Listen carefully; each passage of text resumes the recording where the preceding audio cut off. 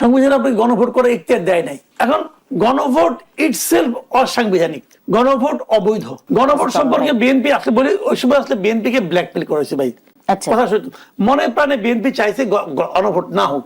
সংবিধান সংশোধন বনাম সংস্কার জটিল একটি বিষয়, এবং এই বিষয়টি নিয়ে কথা বলতে আজকে আমার সাথে স্টুডিওতে যুক্ত হয়েছেন গোলাম মাওলা রনি, সাবেক সংসদ সদস্য ও রাজনীতি বিশ্লেষক, এবং যুক্ত আছেন মাসুদ কামাল, সিনিয়র সাংবাদিক। দুজনকেই স্বাগত জানাচ্ছি, এবং দুজনেই আমার খুব পছন্দের মানুষ। আমি কথা বলতে চাই, আমি কম কথা বলতে চাই, আপনাদের কাছ থেকে জানতে চাই আজকে জুলাই বিপ্লব পরবর্তী বাংলাদেশের রাজনীতিতে এখন সবচেয়ে আলোচিত এবং বিতর্কিত বিষয় হলো সংবিধানের ভবিষ্যৎ।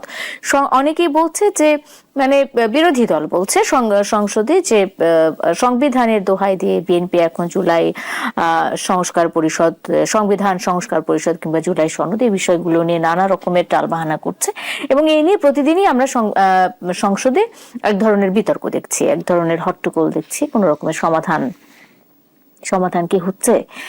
আলোচনা শুরু করি। আমি গোলাম মাওলা রনি আপনাকে দিয়ে, মাসুদ কামাল ভাইকে দিয়ে শুরু করব। লেটেস্ট খবর আছে। সর্বশেষ খবরটা অবশ্যই আমি তাইলে সেক্ষেত্রে অবশ্যই মাসুদ কামাল ভাই আপনাকে দিয়ে এই আলোচনাটা শুরু করতে চাই। সংবিধান সংশোধন বনাম সংস্কার, আজকে এই আলোচনার বিষয় রেখেছি। সংশোধন আগে নাকি সংস্কার আগে, নাকি সংবিধানই আগে? কোন বিষয়টি এখন মূল প্রাধান্যে আছে বলে আপনি মনে করেন, মাসুদ কামাল? শুনেন, একটা জিনিস হলো কি, একটা রাষ্ট্র সবসময় চলবে সংবিধানকে কেন্দ্র করে। রাষ্ট্র ডানে যাবে না বামে যাবে সেটা সে সংবিধান দেখে সিদ্ধান্ত নেবে।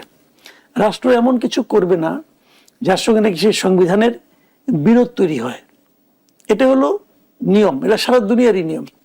যেখানে সংবিধান নাই, যে রাষ্ট্রে সংবিধান নাই, যেমন ইংল্যান্ডের সংবিধান নাই, কিন্তু ওখানে কিছু কনভেনশন আছে, ওখানে কিছু নিয়ম কানুন আছে, সেগুলো মানতে হয় রাষ্ট্রে। এটা হলো একটা স্বাভাবিক একটা নিয়ম আর কি। এখন ঝামেলাটা হয় কখন, আমি সেটা বলি। যেমন আমাদের এখানে কিন্তু অনেক সময় সংবিধান মানা হয়নি মানে এরকম, তারা হয়তো কোনো সামরিক শাসক দায়িত্ব নিল, ক্ষমতা নিল। মানে সামরিক শাসক যখন রাষ্ট্র ক্ষমতা দখল করে, তারা তো সংবিধান অনুযায়ী দখল করে না, তারা নিজেদের মতো দখল করে, গাইড জোরে। ওটা তো সংবিধানে নাই। তাহলে তারা কি করে, দায়িত্ব নিয়ে এসেই তারা সংবিধানটাকে স্থগিত করে দেয়, যে সাংবিধানিক সমস্ত কিছু আপাতত স্থগিত থাকবে, আমি যেটা বলবো এটি আইন। গাইড জোরে করে। তো এই গাইড জোরে এর আগেও করছে কয়েকবার। এবার যে আন্দোলনটা হলো, আন্দোলন মানে শেখ হাসিনা সরকারের যে পতনটা ঘটলো, সেই পতনটা কিন্তু সংবিধান মেনে হয়নি। কিন্তু এই পট পরিবর্তনের পর, যখন শেখ হাসিনা দেশ থেকে চলে গেলেন, পট পরিবর্তনের পর যারা দায়িত্ব নিলেন, তারা যেন কেন কোন বুদ্ধির জোরে যায় না, তারা যেন দাবি করতে থাকলেন যে আমরা একটা সাংবিধানিক সরকার। এই তারা যে একটা সাংবিধানিক সরকার, এটা প্রমাণ করতে যে তারা এমন কাজ করলেন যেগুলির প্রত্যেকটা কাজ সংবিধান লঙ্ঘন করে তারা করলেন, একটার পর একটা।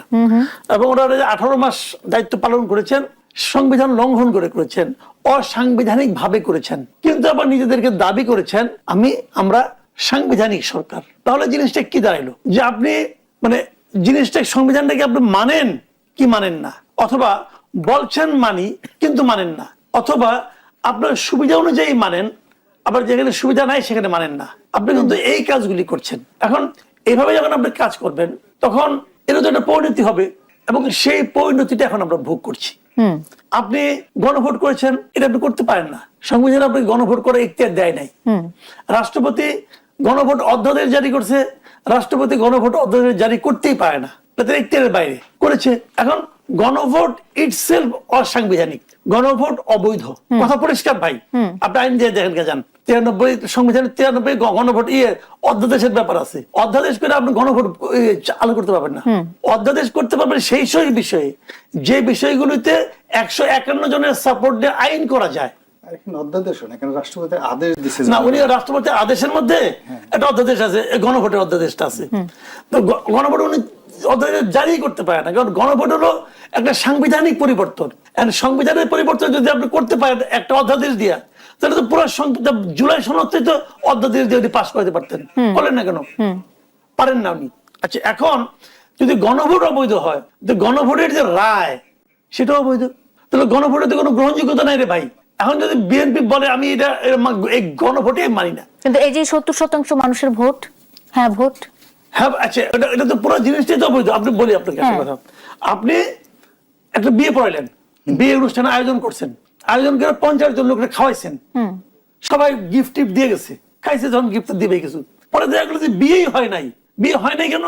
ওটা বলতে একজন হিন্দু একজন খ্রিস্টান, আপনি মুসলিম নিয়মে কি বিয়ে পড়াবেন ভাই? ওরা তো মুসলমানই হয় নাই, বুঝলেন? তাহলে বিয়ে অবৈধ না, গিফট কি হবো? আপনি বলবেন এই যে গিফট, যেহেতু গিফট আছে অতএব বিয়ে বৈধ হইলো ভাই?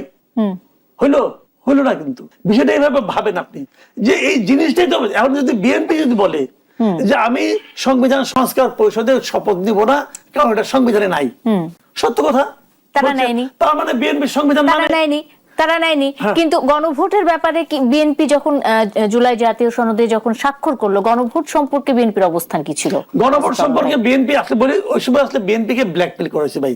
আচ্ছা, কথা মনে প্রাণে বিএনপি চাইছে গণভোট না হোক, এটা চাইছে, কিন্তু মুখে বলতে পারে নাই।